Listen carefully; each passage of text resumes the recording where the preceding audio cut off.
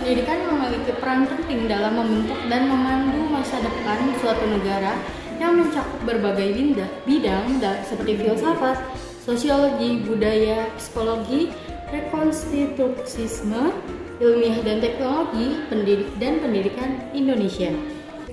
Filsafat adalah landasan dalam pendidikan yang berfokus pada pentingnya pendidikan sebagai suatu keadaan pikiran dan peran pendidikan dalam sistem pendidikan. Beberapa pilar filosofis utama dalam pendidikan meliputi esensialisme, perennialisme, pragmatisme, progresivisme, dan rekonstruksionisme.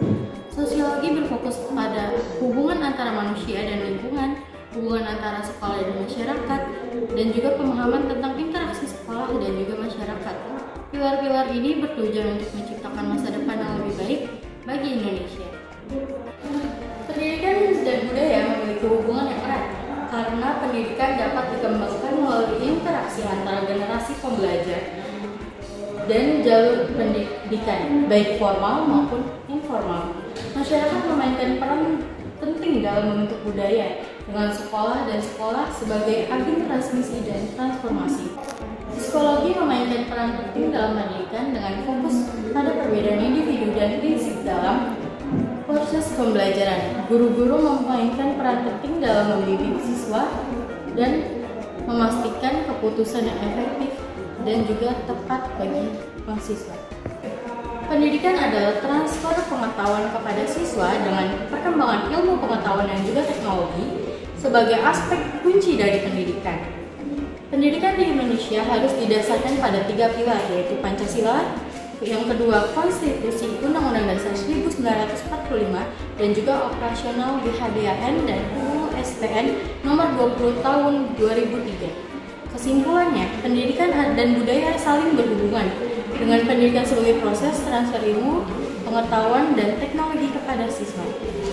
Tentang unit 3 nomor 2, yaitu konsep belajar, mengajar, dan mendidik. Yang pertama ada belajar.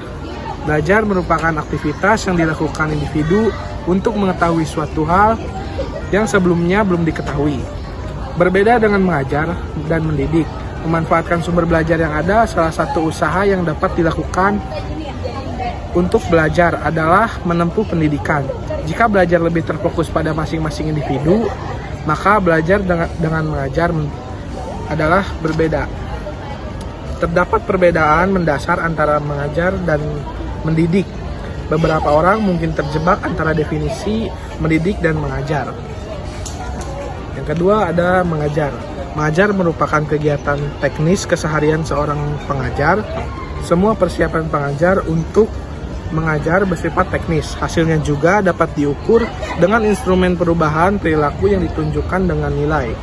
Mengajar merupakan kegiatan yang sistematis. Semua kegiatan di dalamnya sebelumnya telah dibuat perencanaannya.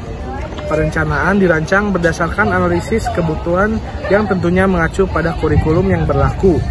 Mengajar juga merupakan kegiatan yang secara konstitusional harus dievaluasi. Hal tersebut dikarenakan kebutuhan peserta didik pada saat ini belum tentu sama dengan kebutuhan masa depan. Yang ketiga ada mendidik. Nah, mendidik ini lebih bersifat ke kegiatan berjangka panjang, menengah atau jangka pendek. Hasil pendidikan tidak dapat dilihat dalam waktu dekat atau secara instan. Pendidikan merupakan kegiatan integratif oleh olah pikir, olah rasa, dan olah karsa yang bersinergi dengan perkembangan tingkat penalaran peserta didik.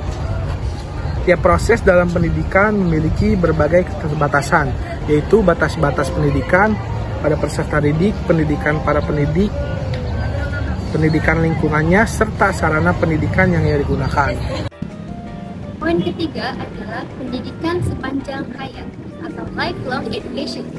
Menurut Karl Rogers, education is not a process of creation, it is a process of becoming, yang dapat kita pahami sebagai proses menjadi manusia yang berkembang. Konsep lifelong education ini harus diterapkan oleh para tenaga pendidik.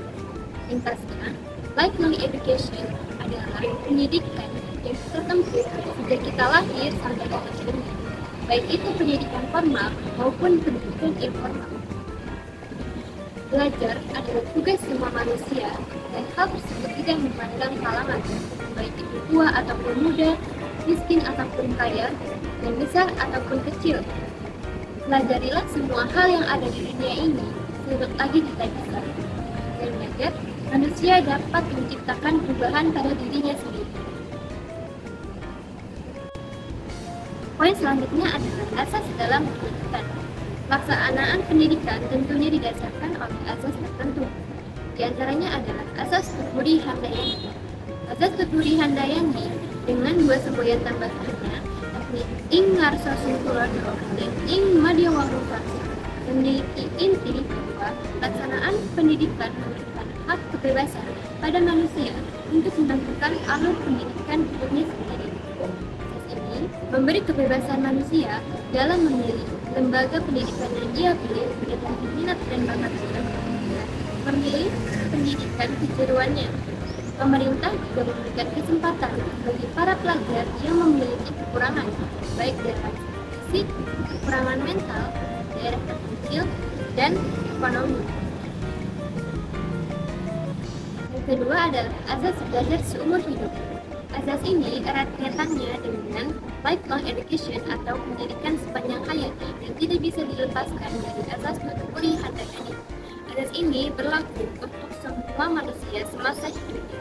Asas belajar seumur hidup memiliki misi, yaitu memberikan pendidikan yang efektif dan efisien, membangkitkan kemauan dan kemampuan belajar, serta menyediakan sumber belajar sedemikian rupa untuk memudahkan para pelajar berinteraksi dengan pendidikan